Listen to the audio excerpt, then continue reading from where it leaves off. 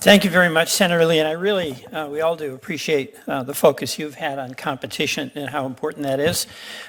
Senator Booker is very excited about co-chairing this, being the ranking member on this committee with you, and sends his regrets. I did want to just say a couple of things. This big fixes for big tech is incredibly important as an antitrust issue, because the antitrust is always about the concentration of power and then the pricing power that the dominant players get, and then the folks in everyday America who are more than ever struggling with affordability questions. At the end of the month, folks in Utah, folks in Vermont are just looking at their checkbook and wondering how are they going to do it and which bills are they going to have to postpone until next week.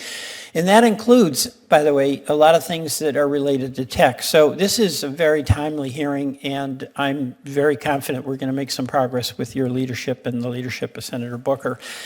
I did want to address one thing that has disturbed me, and it's what's happened at the FTC. You know, that is an organization that is about protecting against unfair competition, and we need 5 people on it, and 2 have been fired. They happen to be the Democrats. There's always been a 5-person FTC, 3 of the majority party and 2 from the minority party, and it shifts back and forth.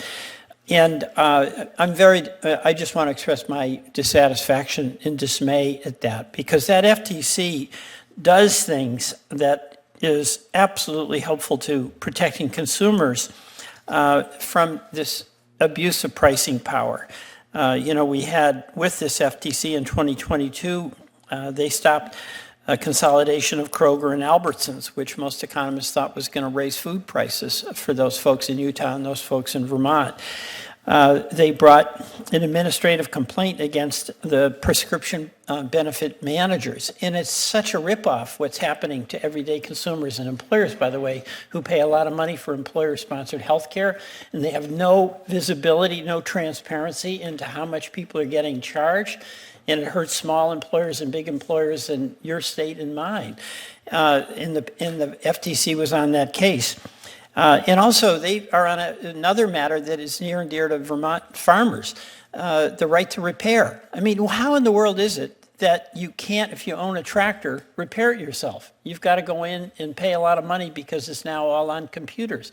And the FTC was looking into that. And I think farmers in Florida, farmers in Utah, farmers in Illinois, if they can figure out how to repair it themselves, they shouldn't get ripped off by the not having the right to repair. And I know there's some bipartisan support for that. But we had an FTC.